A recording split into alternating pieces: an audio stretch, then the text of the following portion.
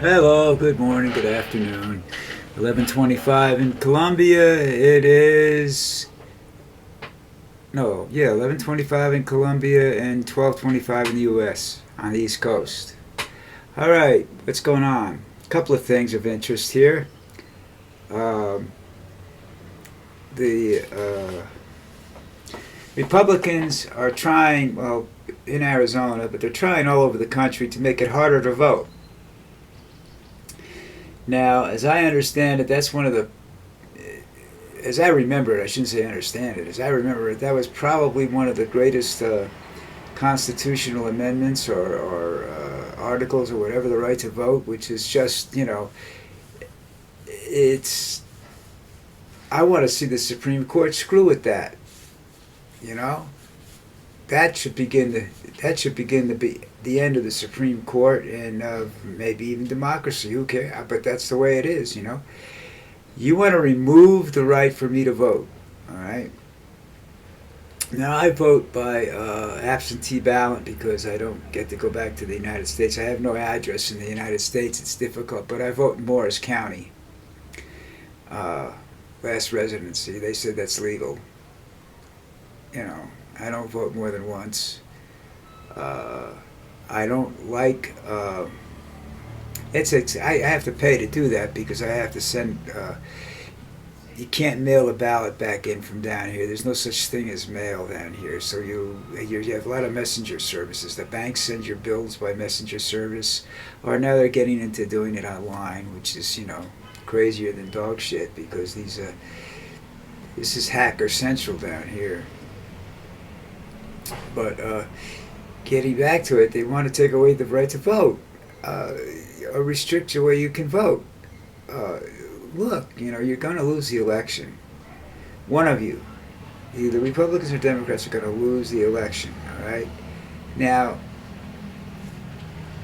there'll be some investigations, even if the Democrats lose. There'll be some, calls of corruption and whatnot. But that's been going on for God. I mean, since paper ballots were back in the old days in Chicago and New York City, you heard of various incidences of what they called stuffing the ballot box.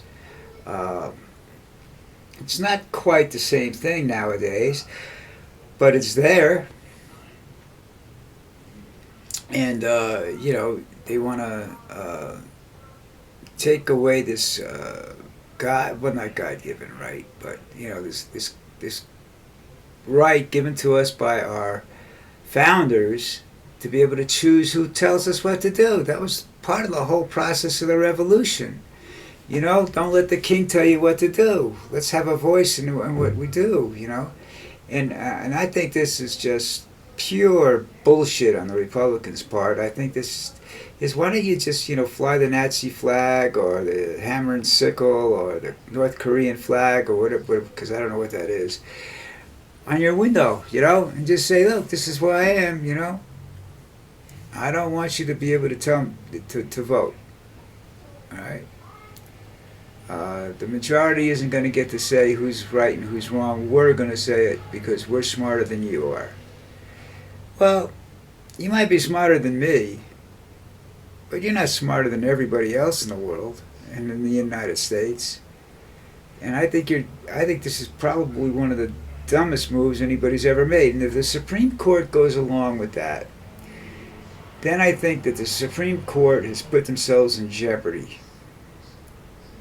I think that when they do have violence and whatnot after the election, I think they're going to be a target. Now, they should be a target of legal out there. They should definitely arrest Thomas, for just being a complete fucking idiot. And just put him in handcuffs, throw him in jail, and let him sit there for a while, and he should never have gotten in there in the first place with his scandal and the sex and stuff before that, his abuse of women prior to it. And they had him and nobody paid any attention to it because there was Republicans in control at the time. Well, we're gonna have to wait and see what happens. I hope it goes the right way, because if it doesn't, this country's in for a lot of trouble. More so than they're willing to realize, you know. Okay, and now this, let's say, semi-sports article where the Boston MVP got caught on a hot mic with racial slurs and whatnot. I love Boston, I really do, because it's got so much history there. But for a city in an area with so much history, it is a racially divided city, going back to the days of segregation, and then when segregation was declared illegal, they turned around. They had a bus kids in Boston, and there's still parts of Boston. I think it's the South Side. I don't want to insult anybody, so I'm going to be a little careful about that. But the I believe it's the South Side, where it's predominantly white, and it's old white, and it's Irish white. It's, I guess, well, Irish, Italian, whatever, you know. Anyhow, they don't. They never liked it. They didn't want it. They don't like black people. I'm not sure if they like Hispanics or not, but I know they don't like black people. That's a city that is, the dislike is simply black and white. I don't know if it goes through the whole state. But it's an amazing story, because that is basically the birth of our nation. Took place there, you know. People died, slaves died, everybody died. You know, it didn't make any difference. You fought for freedom, and now we're having this, you know, the same old bullshit go on. You know, where you got a guy that says he doesn't like black people. Well, hell, I don't like him. What are you going to do about it? Well, of course, you can't do anything. Well, I guess he could. He could come down here if he wanted to, but he's got the money. But well, I just end up in jail for cutting his throat or something like that. Anyhow, this is just such bullshit that's going on, you know. My mother, I told you this, I've said this many, many times in various posts on the internet and whatnot, that growing up, my mother, best thing my mother ever taught me was that we can't survive by ourselves. We need everybody. We can't supply, you know, whether you. It was proven during the beginning of this country, where we couldn't survive without blacks. We needed blacks as we had them as slaves, but which was wrong, and eventually that became, you know, an issue in a civil war. But the racism is doesn't accomplish anything. Look at South Africa. When Mandela came into power, he kept a lot of white people in power because he needed them. And he understood that, you know. All he did was remove the apartheid part of that, you know. The racism's still an issue in parts of South Africa. Racism's an issue in all parts of the world. I don't understand that, because it's not something you're born with. Racism has to be taught, okay? It's not a inherited quality. If it is inherited, it's inherited because of environment, not because of genetics. Right? There's no genetic or there's no gene that says you have to hate black people, Hispanics, whatever. Okay? That is a learned trait. Okay? Now, Donald Trump is a racist, and he's got some what they would call back in the days of segregation in the East Coast, when they would call these people Uncle Toms. These are black people that go over and work for racists and actually have racist views. And that's the most disgusting thing I can think of. I mean, I think Clarence Thomas is a racist, and I don't know any particular way of proving that, not from down here anyhow. But he's just, the law isn't racist. The laws are written to protect everybody, black and white. But you know, you take a major city like New York that has a high degree of poverty, and poverty is from basically the immigrants. Not immigrants. I shouldn't say that. That's wrong because the people that founded that city were immigrants. It's basically poverty comes to is primarily a black and Hispanic or black and Latino thing in New York City. And yes, they are a high degree of crime because when you don't have anything, again, these are people that grow up in this environment. They learn to take what they want because they can't find jobs, or you know. I had a kid way back when explain something to me, and I understood it before he explained it to me, but because it's a law of economics. If you're sitting there and you have you're being an honest black boy in a roughly poor neighborhood. You don't have the time to spend on studies. You have two choices to get out of there: sports, or a scholarship of some sort in sports. And most of these guys don't have they don't learn, or they're not given the proper education as very young people, because their folks who are black are racist. Okay, they don't trust white people. They grew up with that's ingrained in them. They don't trust white people. They don't trust cops. They don't trust people that want to help them because they don't like charity. They don't want charity. Well, there has to be programs have to be set up that aren't charities, but that can help these people get some education and get out of the slums and whatnot, and not by stealing drugs. But look, you tell a kid go out get a job at flipping burgers or something like that. Get a job. All right. I mean, the days of delivering newspapers and jobs that you could actually develop into small businesses, whatnot, are much more difficult today. But you tell these people go out and get a job, and they walk out, they get a job. They have a very limited education. They're maybe still in high school, and they're looking to make money to help their parents out, or their family out.